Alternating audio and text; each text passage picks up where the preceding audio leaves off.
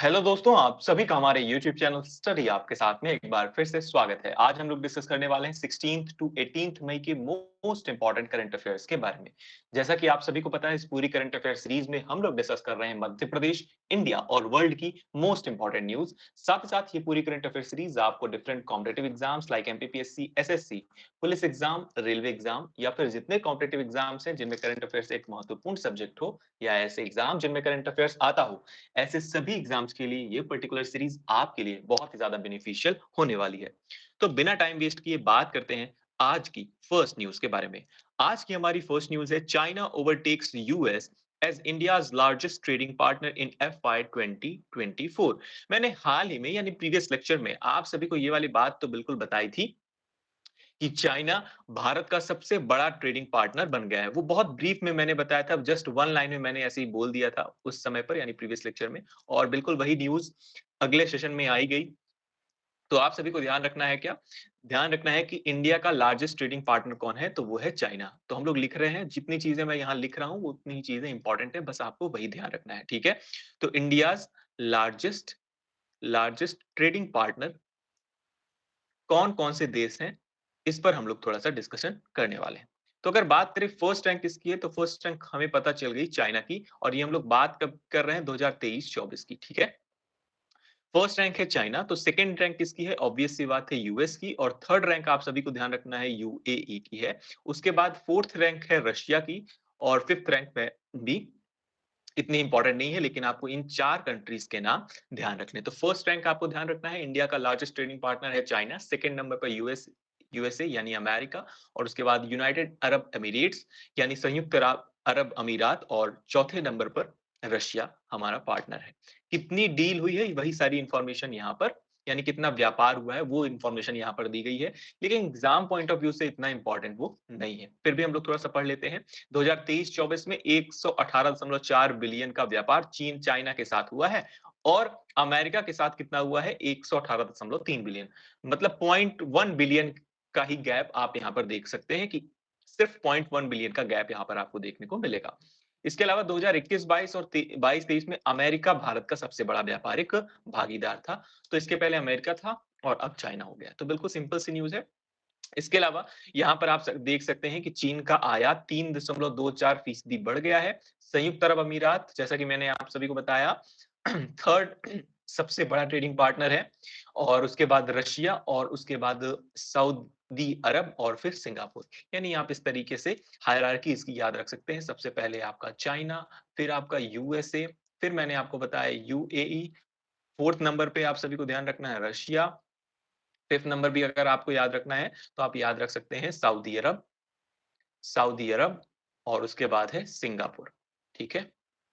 तो ये इस तरह से हायरार्की चली आ रही है। तो बस एक सिंपल सी इतनी न्यूज़ आपको ध्यान रखनी है। चलिए, बात करते हैं बाकी सारी चीज़ें। आप क्या करेंगे, स्लाइड से या पीपीटी से आप पीडीएफ हमारे सेशन में देखिएगा, टेलीग्राम ग्रुप पर आपको इसकी पीडीएफ मिल जाएगी, वहाँ से आप बाकी चीज़ें पढ़ लेंगे, ठीक है?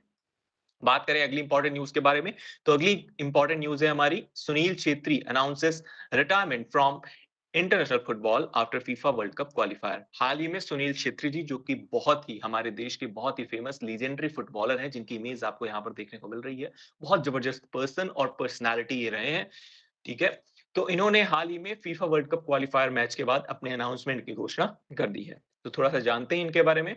इनके बारे में अगर बात करें तो भारतीय फुटबॉल की ये आइकॉन है, राष्ट्रीय टीम के कप्तान, यानी हमारी जो फुटबॉल की टीम है नेशनल टीम, उसके कप्तान भी हैं सुनील छेत्री जी ने 6 जून को अंतर्राष्ट्रीय फुटबॉल से संन्यास लेने के अपने फैसले की घोषणा की है। कुवैत के खिलाफ भारत का FIFA World cup qualification match उनका आखिरी गेम होगा। अगर बात करें इनके बारे में, तो अर्जेंटीना के लियोनेल मेसी और पुर्तगाल के क्रिस्टियानो रोनाल्डो के बाद सक्रिय फुटबॉलरों में तीसरे सबसे ज्यादा अंतरराष्ट्रीय गोल करने वाले खिलाड़ी हैं। यानी सबसे ज्यादा गोल करने वाले खिलाड़ी कौन है अंतरराष्ट्रीय लेवल पर? तो आप सभी को यहाँ से पता चल गया, मेसी है, उसके बाद रोनाल्डो, और रोनाल्डो के बाद तीसरा नाम किसका आता है? तो वो है सुनील छेत्री जी का। इसके अलावा अगर बात करें, इन्हें बहुत सारे अवार्ड से भी सम्मानित किया गया है। तो आप देखें, 2007, 11, 13, 14, 17, 18, 19, 21, 22 सीजन में कुल 7 बार प्रतिष्ठित all India football federation player of the year का अवार्ड इन्हें मिला है। इसके अलावा 2011 में इन्हें अर्जुन पुरस्कार से सम्मानित किया गया, 2019 में पद्मश्री से सम्मानित किया गया, 2021 में ध्यानचंद्र खेल रत्न पुरस्कार से सम्मानित किया गया और वह खेल उपलब्धि के लिए देश का सर्वोच्च पुरस्कार यानी खेल रत्न जीतने वाले पहले फुटबॉलर हैं, तो इसलिए इंपॉर्टेंट है, ध्यान रखना है। क्योंकि इतना जबरदस्त पर्सनैलिटी है, आप ऐसा कह सकते हैं कि आज के समय पे जिस तरीके का आप क्रिकेट की दुनिया से, क्योंकि क्रिकेट हमारे देश में बहुत ही बड़ा खेल माना जाता है, बहुत सारे लोग क्रिकेट के दीवाने हैं। वैसे ही अगर बात करें फुटबॉल की टीम के बारे में और फुटबॉल में आज का कोई खिताब ले सकता है तो सबसे बड़ा लीजेंडरी प्लेयर है तो वो है सुनील छेत्री। इनका नाम आप सभी को ध्यान रखना है। इन्हें खेलों में दिया जाने वाला सबसे बड़ा और या सक आप ऐसा कहें सर्वोच्च खेल पुरस्कार जिसका नाम है खेल रत्न पुरस्कार, ध्यानचंद खेल रत्न पुरस्कार 2021 से इन्हें सम्मानित किया गया था, तो इनका नाम आप सभी को ध्यान रखना है। ठीक है। बात करें अगली important man in golden arms जिन्हें आप सभी जानते हैं, नीरज चोपड़ा ने फिर से एक बार गोल्ड मेडल हासिल किया है फेडरेशन कप में और लगभग कितने मीटर का भाला फेंक इन्होंने फेंका है, वो है 82.27 मीटर। तो सबसे पहले तो आप सभी को ध्यान रखना है, ये जेवलिन थ्रोवर है, यानी भाला फेंक प्रतिस्पर्धा में ये पार्टिसिपेट करते हैं।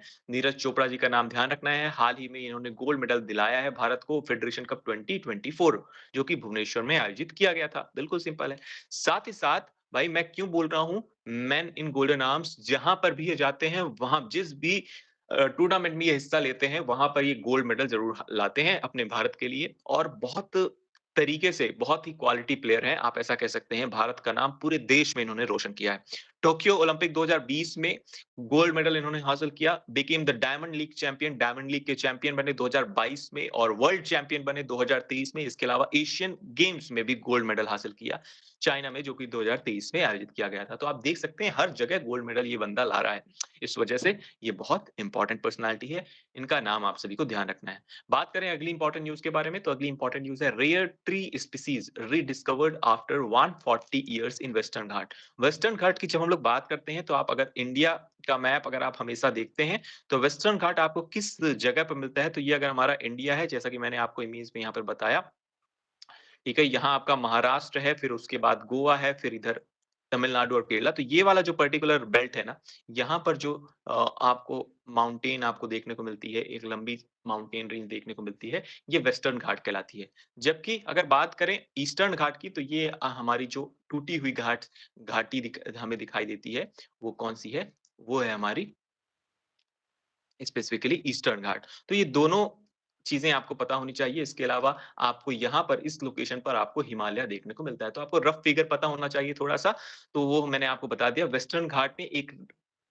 ट्री स्पीशीज़ यानी एक पेड़ की प्रजाति के बारे में खोजा गया है और उस पेड़ का नाम क्या है वो आपको ध्यान रखना है, उनियाला मल्टीब्रेक्टिटा, ठीक है? एज़ इट इज़ इम्पोर्टेंट है, उनियाला आपको ध्यान रखना है। उनियाला की स वर्ड आप याद रखिए, उनियाला नाम का एक पेड़ खोजा गया है 140 साल बाद, ठीक है? इसे लोकली क्या कहा जाता है? यानी कि लोकली इसे कहा जाता है कट्टुपूवम कुरुनिल्ला, कुट्टुपूरम पूवम कुरुनिल्ला एज़ इट इज़ इम्पोर्टेंट है, ध्यान रखना है। इस ट्री को के बारे में अगर बात करें, तो ये कपास जैसा दिखता है, यहाँ पर आपको इसके फूल देखने को मिल रहे हैं। बहुत ही आसानी से आप समझ पाएँगे, ये क्या है।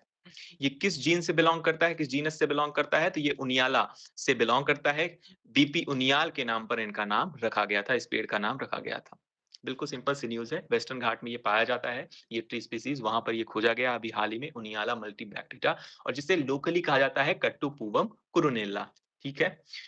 चलिए बात करते हैं अगली इंपॉर्टेंट न्यूज़ के बारे में। अगली इंपॉर्टेंट न्यूज़ है हमारी Lawrence Wong sworn in as Singapore's first new prime minister in 20 years 20 सालों में प्राइम मिनिस्टर चेंज हुए हैं सिंगापुर के और सिंगापुर के नए प्राइम मिनिस्टर बन गए हैं लॉरेंस वोंग। लॉरेंस वोंग इनका नाम आप सभी को ध्यान रखना है। लॉरेंस वोंग सिंगापुर के नए प्राइम मिनिस्टर बन गए हैं, नए प्राइम मिनिस्टर। इसके पहले मैंने बताया था आपको सिंगापुर के प्रेसिडेंट कौन है, तो थरमन सनमुगरत्नम जी का नाम मैंने आपको बताया था प्रीवियसली, हमने शायद लास्ट मंथ कवर किया है ये करंट अफेयर्स पे, तो आप सभी को इसका इन दोनों पर्सनालिटीज का नाम ध्यान रखना है। लॉरेंस वोंग सिंगापुर के नए प्राइम मिनिस्टर हैं, जबकि प्रेसिडेंट है थरमन सनमुगरत्नम, ठीक है? अगर बात करें सिंगापुर के बारे में, तो यह एक साउथ ईस्ट एशिया की एक आइलैंड सिटी है। इसके अलावा ये कहाँ पर मौजूद है, वो लोकेशन यहाँ पर दी गई है एज़ इट इज़। अगर बात करें Singapore is unitary parliamentary Republic, तो आप अच्छा ये अगर बात करें, इसे आपको मैप से देखना है, मैं जानबूझकर नहीं बता रहा हूँ। आप मैप में इसे देखें, आसानी से आपके पास जो वर्ल्ड मैप होगा, वर्ल्ड का पॉलिटिकल मैप उठाएँ, वहाँ पर आपको देखने को मिलेगा। ठीक है? इसके अलावा Singapore is unitary parliamentary republic. The president is the head of the state and prime minister is the head of the government. बिल्कुल सिंपल सा है, यूनिटरी पार्लियामेंट्री रिपब्लिक है सिंगापुर नाम का देश, जहां पर प्रेसिडेंट क्या होते हैं, हेड ऑफ स्टेट होते हैं, जबकि prime minister head of the government होते हैं। जिस तरह का सिस्टम ऑलमोस्ट आप ऐसा कह सकते हैं हमारे देश में है, वैसा ही कुछ सिस्टम आप वहां पर भी देखने को मिलता है। अगर बात करें वहां की करेंसी के बारे में, तो वहां की करेंसी है सिंगापुरी डॉलर, और साथ ही साथ लैंग्वेज वहां पर बोली जाती है इंग्लिश, मलय, मंडारिन और तमिल। यानी आप सोचिए, तमिल भाषी लोग भी सिंगापुर में मौजूद हैं और तमिल वहां पर प्राइमरी रूप से बोली जाती है। ये एक बहुत बड़ी बात है, क्योंकि अपने भारत में भी तमिलियन लोग हैं और सिंगापुर में भी आपको तमिलियन लोग देखने को मिलेंगे। ध्यान रखना है, इंपॉर्टेंट इससे क्या है, इंपॉर्टेंट है प्राइम मिनिस्टर का नाम लॉरेंस वोंग, और सिंगापुर कौन से किधर इसकी लोकेशन है, इसकी लोकेशन के बारे में प्रश्न पूछा जा सकता है, तो साउथ ईस्ट एशियन सिटी है। ठीक है, बात करते हैं अगली इंपॉर्टेंट न्यूज़ के बारे में। अगली इंपॉर्टेंट न्यूज़ है Kapil Sibal elected as the Supreme Court Bar Association president. हाल ही में कपिल सिब्बल जी को सुप्रीम कोर्ट बार एसोसिएशन का प्रेसिडेंट नियुक्त किया गया है। कपिल सिब्बल जी बहुत ही बड़े वकील हैं। इनका नाम आप सभी सुनते रहते होंगे। ये चर्चा में रहते हैं, बहुत ही फेमस वकील हैं, बहुत ही फेमस लॉयर हैं ये। ठीक है? इन्हें हाल ही में अ, सुप्रीम कोर्ट बार काउंसिल का प्रेसिडेंट नियुक्त किया गया है, और ये चौथी बार, ना सिर्फ एक बार बल्कि चौथी बार प्रेसिडेंट बनने वाले हैं। तो ऐसा कह सकते हैं कि फोर्थ टाइम ये प्रेसिडेंट बने हैं। बात करें अगली इंपॉर्टेंट न्यूज़ के बारे में, तो अगली इंपॉर्टेंट न्यूज़ है हमारी, Venezuela become the first country to lose all glacier. ये बहुत इंपॉर्टेंट न्यूज़ है इस पूरे सेशन की। इसलिए इंपॉर्टेंट है क्योंकि ये न्यूज़ मुझे ऐसा लगता है किसी न किसी कॉम्पिटिटिव एग्ज़ाम्स में देखने को मिल सकती है, चाहे वो एसएससी जैसे एग्ज़ाम हो, चाहे वो बैंकिंग वाले एग्ज़ाम हो, चाहे जितने भी आप वन डे एग्ज़ाम्स देखते हैं, वहाँ पर आपको ये न्यूज़ देखने को मिल सकती है। Venezuela becomes the first country to lose all glacier, यानी कि वेनेजुएला में जितने भी ग्लेशियर मौजूद थे ना, वो सारे ग्लेशियर अब खत्म हो चुके हैं। इस वजह से कहा जा रहा है कि वेनेजुएला ऐसा देश बन गया है जहाँ से पूरी तरीके से ग्लेशियर समाप्त हो चुके हैं। अगर आपसे पूछा जाए इंडिया के कुछ प्राइमरी उम, ग्लेशियर्स के बारे में, तो आप सभी एक बहुत ही फेमस ग्लेशियर का नाम आप जानते हैं, यमुनोत्री, है ना? गंगोत्री। इस तरह के ग्लेशियर के नाम आप सभी को ऑलरेडी पता है, हमारे देश में मौजूद हैं, लेकिन वेनेजुएला में अब एक भी ग्लेशियर मौजूद नहीं है। ये अपने आप में बहुत बड़ी न्यूज़ है। इस वजह से ध्यान रखना है। वेनेजुएला जो कि दक्षिण अमेरिकी राष्ट्र है, ध्यान रखना है कहाँ पर मौजूद है, तो ये दक्षिण अमेरिका में मौजूद है। एक देश है, यह एकमात्र शेष ग्लेशियर हम्बोल्ट, लायना कोरोना एंडीज में ग्लेशियर के रूप में वर्गीकृत होने के लिए बहुत ही छोटा हो गया था। इस लैटिन अमेरिकी देश में 6 ग्लेशियर थे, टोटल 6 ग्लेशियर थे, जिनमें से अब एक भी नहीं बचे। 2011 तक उनमें से 5 पहले ही हमेशा के लिए गायब हो चुके थे। उष्णकटिबंधीय अक्षांशों के मानक से परे तापमान में उतार-चढ़ाव के कारण वेनेजुएला में आखिरी ग्लेशियर का गायब होना पृथ्वी के क्रायोस्फीयर के लिए बहुत महत्वपूर्ण बिंदुओं में से एक बन सकता है। इस वजह से ये न्यूज़ बहुत ज़्यादा इंपॉर्टेंट है। ध्यान रखना है, आपसे प्रश्न बिल्कुल सीधा-सा पूछा जाएगा, first country to lose all glacier, ऐसा कौन-सा देश है जिसने अपने सारे ग्लेशियर खो दिए हैं? आपको उन देश का नाम बताना होगा, तो आप सभी को ध्यान रखना है वेनेजुएला। ठीक है? बहुत ज़्यादा इम्पोर्टेंट है, मैं इसे लिख भी देता हूँ, वेनेजुएला। ठीक है? एज़ इट इज़ इम्पोर्टेंट है। अगर बात करें इसके बारे में, तो ग्लेशियर बर्फ का एक ग्लेशियर क्या होता है, वो चीज़ें यहाँ पर दी गई हैं। ग्लेशियर बर्फ का एक बड़ा निरंतर द्रव्यमान है जो भूमि पर बनता है और अपने वजन के तहत आगे बढ़ता है। आमतौर पर अपने संचय के स्थान से बाहर की ओर बहता है, और ग्लेशियर उन क्षेत्रों में बनते हैं जहाँ बर्फ का संचय कई वर्षों, अक्सर सदियों में इसके अपक्षय, पिघलने और ऊर्ध्वपातन से अधिक हो जाता है। जमी हुई बर्फ धीरे-धीरे बर्फ में बदल जाती है, जो गुरुत्वाकर्षण बल और ऊपर बर्फ के वजन के दबाव के कारण बहुत धीमी नदी की तरह बह जाती है या बह सकती है। यानी ग्लेशियर क्या है, वो चीज़ें यहाँ पर दी गई हैं, तो आप चाहें तो इन्हें इग्नोर भी कर सकते हैं, और अगर आपका पढ़ने का मन है, तो आप बिल्कुल हमारे टेलीग्राम ग्रुप में पीडीएफ जो मिलेगी आपको, वहाँ से आप आसानी से पढ़ सकते हैं।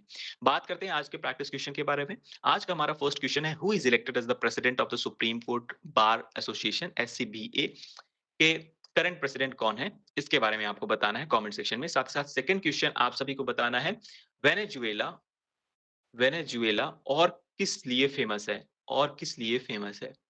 ठीक है? इसका जवाब आप सभी को कहाँ देना है? कमेंट सेक्शन में देना है। मुझे उम्मीद है कि आप ज़रूर देंगे। थोड़ा-सा आप पता लगाएँगे, नेट से सर्च करेंगे, तो आपको बहुत ही आसानी से ये जवाब मिल जाएगा। और आप ज़रूर दीजिएगा जवाब, क्योंकि वहीं से आपके जीएस के क्वेश्चंस बनते हैं। ठीक है? तो धीरे-धीरे हमारी प्रैक्टिस भी हो जाएगी। इसके अलावा अगर आपकी किसी भी तरह की क्वेरी है तो आप मुझे इन social media handles specifically Instagram, Telegram और फेसबुक पर फॉलो कर सकते हैं। साथ ही साथ आपको इस पूरे सेशन की पीडीएफ हमारे टेलीग्राम ग्रुप स्टडी ऐप के साथ में मिल जाने वाली है। आप सभी इस पूरे सेशन को ज़रूर शेयर कीजिएगा अपने उन दोस्तों और साथियों के साथ, जिन्हें इनकी ज़रूरत है। हम लोग फिर से मिलेंगे अपने नेक्स्ट लेक्चर में, तब तक के लिए आप सभी अपना ख्याल रखिए और सबसे इम्पोर्टेंट बात है, मुस्कुराते रहिए। Thank you, Tata, bye-bye.